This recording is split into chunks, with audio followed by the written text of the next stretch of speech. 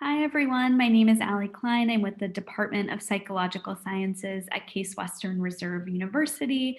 And this is a two-part video series on shifting your thinking. So this is part one, which is focused on understanding and identifying unhelpful thinking patterns.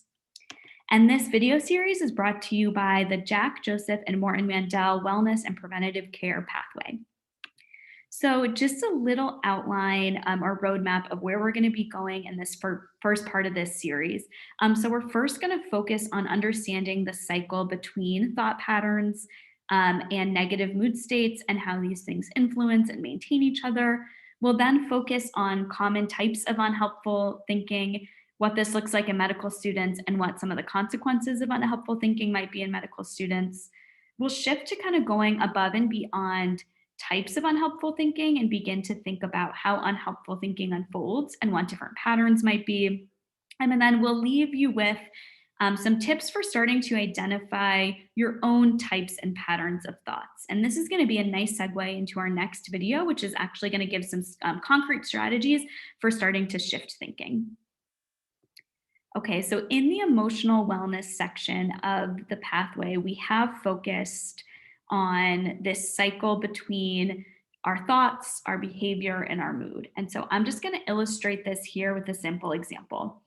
So let's say you have the thought, I'm not cut out for this. I think this is a thought that we can all relate to over the course of our professional development as graduate and medical students. So you have this thought, I'm not cut out for this. It's likely that this kind of thought is going to lead to some negative emotional mood, such as anxiety or sadness. If you're thinking, I'm not cut out for this, and you're feeling anxious and sad as a result of that, it's likely that your behavior is going to change too. So, what we know is that anxiety and sadness are emotions that make us want to tend to avoid or withdraw, or anxiety actually might motivate you to potentially even over prepare for something, which might be also another kind of avoidant coping strategy.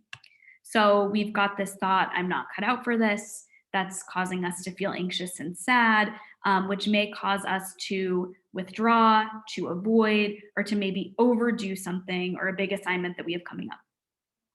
As you can see here, these arrows are all bidirectional. So any point on this cycle can influence or is related to the next point. So just as easily, you could start with avoiding an assignment and think, I'm not cut out for this, which might make you feel anxious or sad. You might start off feeling anxious or sad and have thoughts that you're not cut out for it, and then kind of lead to that more avoidant coping or withdrawing style. But let's say that the thought comes up first, I'm not cut out for this. You then noticed feeling sad or anxious, and then you notice kind of urges to either avoid assignments or overdo assignments. If you avoid an assignment, that might lead to another kind of line of unhelpful thinking, such as, why didn't I try harder? Why couldn't I do that? Why did I need to avoid it?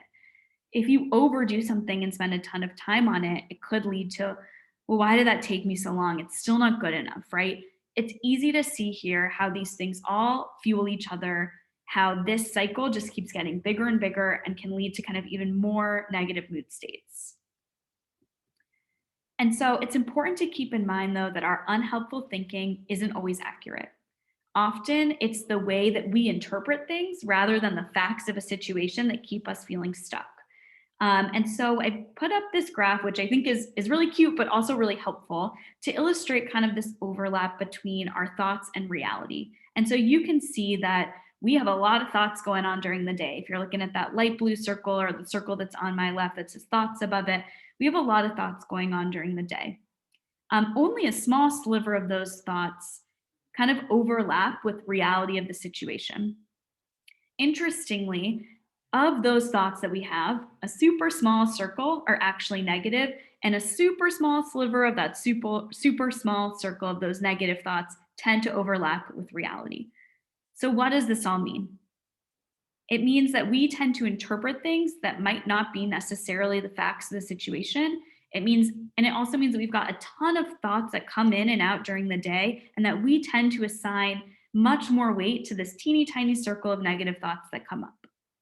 So this is going to be an important framework for us to keep in mind when we kind of move to the next slides on understanding types of unhelpful thinking, and when we are in the next part of this series, which is going to be focused on shifting that unhelpful thinking. Okay, so here are some common types of unhelpful thinking. This is by no means a comprehensive list. This is about 9 or 10 different types of unhelpful thinking that are super common in people. And what I want you to start to do as I'm going through this list is think about which things tend to kind of hit home for you. Which are patterns of unhelpful thinking that you tend to utilize? What traps do you tend to fall into? This is going to be really helpful for us to think when we do think about shifting thoughts, just in terms of what kinds of things come up for you. So if you're not aware of your unhelpful thinking, it's going to be really difficult to actually shift thoughts. So the first one on here is black and white or all or nothing thinking. This is exactly what it sounds like. It's polarized thinking. It's thinking either this or this with no gray area in between. And what that often does is keeps us really stuck in our viewpoints and keeps us really rigid with our thinking and kind of inhibits us from being flexible and open to multiple different interpretations. And we'll talk about in the next part of this series why it can be really important to stay flexible in our thinking. Another type of unhelpful thinking is an overfocus on the negatives. And so this means, just like we saw on that slide right before this, a hyper focus on things that happen that are negative, hyper focus on negative thoughts that come in, and maybe ignoring anything good that kind of pops in. Overgeneralization is assuming that just because one bad thing happens, everything is bad. So, for example, if I did poorly on a test, I must be a failure in all other areas of my life. I must be horrible in this other class. I must be a failure in my relationship. Overgeneralizing one incident to kind of multiple life domains. Personalization is when you take everything to be about you or that you are the cause of things. So, for example, if you see your friend and they're really upset, it must be your fault. You must have done something wrong. She must be mad at you. Catastrophizing is thinking that the worst will happen. So, going into a test thinking that you're definitely going to fail, even if you have done well on tests in the past, or even if you do well in the past. So, catastrophizing and thinking that the worst outcome is the most likely one. Another one includes perfectionism or having unrealistic expectations. So this is having a really hard time tolerating mistakes, not really allowing yourself to make mistakes. And when you do make mistakes, feeling extreme disappointment. And it actually makes it really difficult to meet expectations because if we're always holding the bar up to here or here, it can be really hard to always meet that bar. So we're always falling short of where we think we should be. Another one on here is mind reading. And this is thinking that you can know what other people are thinking. So thinking that just because maybe somebody looks over at you, that they might be judging you, thinking that your friend must be mad at you, trying to read other people's minds. Another one is minimizing or discounting. This is kind of similar to a hyper focus on the negatives. It's really maximizing failures, so an over focus on when things go wrong, and minimizing successes, so an under focus or not acknowledging when things go well. And then finally, we have blaming, which is focusing on someone else as the source of the problem and kind of assuming that they should take responsibility for following it or for kind of solving things. So this might be the flip side of that personalization type of unhelpful thinking where we're kind of over putting the blame on other people. But what does this look like in medical students? And in fact, medical students do endorse some types of specific unhelpful thinking that may actually be associated with some problematic outcomes. So the first big one that comes up is something called imposter syndrome. And this is going to be the chronic feeling of self-doubt or the fear of being discovered as an intellectual fraud. And this is really common across all medical students. You can see from these statistics that anywhere between a fourth and a half of medical students endorse experiencing imposter syndrome, and that it's more common in women than in men. And although this is theoretical, I imagine that that's in part related to different implicit biases and different ways of being socialized. And then not only is this kind of imposter syndrome problematic because you can imagine if you're constantly doubting yourself, that's likely to increase your chance for negative emotional mood states, but it also has other outcomes that might be problematic, such as physician burnout, such as feeling shame and embarrassment about the way that you perform in school or on assignments. So things that can really get in the way of not only your negative mood states, but also potentially your ability to perform in school or potentially your ability to kind of stay motivated for the job. And similarly, perfectionism, which was actually on that list of unhelpful thinking types that we saw a couple slides back, also occurs in about a fourth of med students. So this is a big thing that comes up for medical students, and that makes sense, right? You're used to doing well, you're used to being successful. You put a lot of pressure on yourself to get to this point, and so it can feel really disappointing when things don't go the way we want it to, or when we fall short of certain standards that we might have. And again, this is not just something that's associated with negative mood states, right? If you're not always meeting up to your expectations, of course, that's going to make you feel not great. It could lead to some sadness or some anxiety, but it's similarly associated with some of that burnout and some of that shame and embarrassment about academic performance.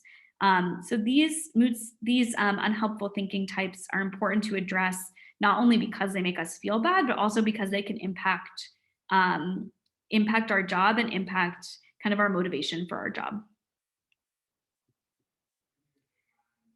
And so importantly, when unhelpful thinking tends to come up, there are kind of two camps of things that tend to happen. So we've got the people who tend to kind of go down the rabbit hole or really ruminate or loop on that unhelpful thinking, or the people that are at the total opposite end of the spectrum that are really suppressing thoughts or pushing them away. And so rumination, like it says up here, is the tendency to kind of get stuck in a thinking loop that's really hard to disengage from. And this is actually a form of avoidant coping. So we ruminate often because we think that we can think ourselves into an epiphany. But what that actually does is it acts as avoidance because it gets in the way of us approaching our problems or actively trying to problem solve. And it actually has the effect of making our mood worse. On the other end of the spectrum is thought suppression. So this is actively trying to push away or suppress thoughts. And this actually tends to be maybe effective in the short term, but very ineffective in the long term because we know that thoughts tend to come back up. So if you think about this like a beach ball that you're trying to shove down, you're trying to suppress those thoughts, suppress those thoughts, suppress those thoughts. What happens the second that you let your hands go or that you stop trying? Exactly, that beach ball is going to fly right back up and hit you in the face.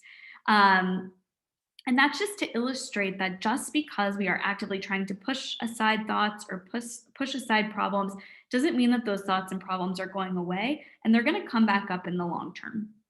And so it's possible that you experience rumination, you experience thought suppression, maybe you have a tendency towards one and the other or the other. Maybe you tend to experience both in different situations.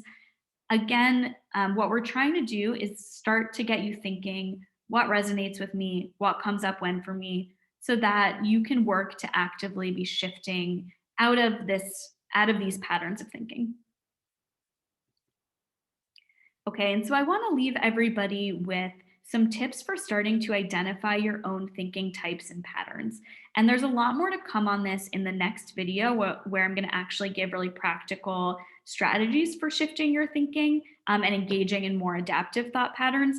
But the important thing here is the very first step, before you can do that, you need to notice what type of thinking mistakes you tend to make. So before you can make any changes, you need to be aware of what comes up for yourself. And so to do this, some helpful questions might be, when I feel negative emotions, what thoughts do I tend to have? Do these thoughts fit with any unhelpful thinking patterns? So this might be a point where I would pause the video, rewind to that slide where I kind of walk through all those different types of thinking and the thinking patterns and pick which resonate with you. And then do I tend to ruminate and perseverate, or do I try to push out thoughts? And again, getting at, do I tend to ruminate on things, or do I tend to suppress things, or do I tend to do both and in different situations? And again, the overall goal of identifying our own kind of unhelpful thinking patterns is so that we can work to actively change them. And so there's going to be more on that in the next video. So stay tuned, and thank you so much. And then here are just some references for those who are interested.